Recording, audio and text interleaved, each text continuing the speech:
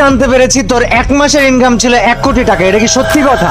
কি রে ভাই, আমি বুঝলাম না ভাই, যে মানে আপনি শুরুতে আসলে টাকা পয়সার কথা উঠে দিলেন ভাই, কাহিনী কি? না না, আজকে তোকে বলাই লাগবে। এবং আমি এটাও জানতে পেরেছি তোর একটা গার্লফ্রেন্ড ছিল এবং সেই মেয়ের নাম তোকে আজকে বলাই লাগবে, না বললে তোর কোনো ছাড় নাই। আমি আজকে পুরা সিরিয়াস তালহা, পুরাই সিরিয়াস।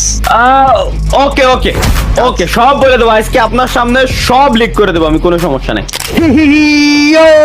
ladies and gentlemen, কি অবস্থা, কেমন আছো সবাই? What is up everybody? আসসালামু আলাইকুম। আমি আছি তোমাদের সাথে ইটস কাব্য অথবা সৈকত ইসলাম কাব্য, এবং আজকের পডকাস্টে তোমাদের সবাইকে স্বাগতম। জানো, আমরা আমাদের গত দিনের পডকাস্টের পর্বে মিস্টার টিবলের ভাইয়ের সাথে যখন পডকাস্ট করতেছিলাম, বলেছিলাম যে প্রতি শুক্রবারে একজন স্পেশাল পডকাস্টের পার্সন থাকবে, এবং এই শুক্রবারে সব থেকে বেশি রিকোয়েস্ট ছিল গেমিং উইথ তালাকে পডকাস্ট করার, ওকে নিয়ে পডকাস্ট করার। আর আমরা তালাকে নিয়ে চলে এসেছি, এবং গাইজ আজকের পডকাস্টটা হবে অনেক বেশি স্পেশাল। আজকের পডকাস্টে আমরা গেমিং উইথ তালহার শুরু থেকে এখন পর্যন্ত সবকিছু নিয়ে কথা বলবো, তার শুরু, তার ইনকাম, তার জীবন, তার পরিবার, তার এভরিথিং। সো তালহা, তুই কি প্রস্তুত আমাদের সাথে আজকের পডকাস্ট নিয়ে? অবশ্যই ভাই, অবশ্যই আমি প্রস্তুত। আচ্ছা ঠিক আছে, সো আজকে পডকাস্টটা শুরু করব একদম তোর শুরু দিয়ে, গেমিং উইথ তালহা।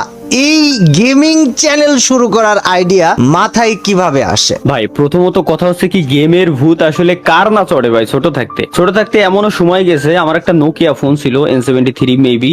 হ্যাঁ, ওই ফোনে হচ্ছে আমি গেম টেম খেলতাম। ওই ফোনে গেমের মানে এত পরিমাণে নেশা মানে লাগে গেছিল, বুঝেনি তো ভাই, ছোট মানে মানে কি, যখন ছোট ছিলাম আর কি। স্নেক গেম, সাপ?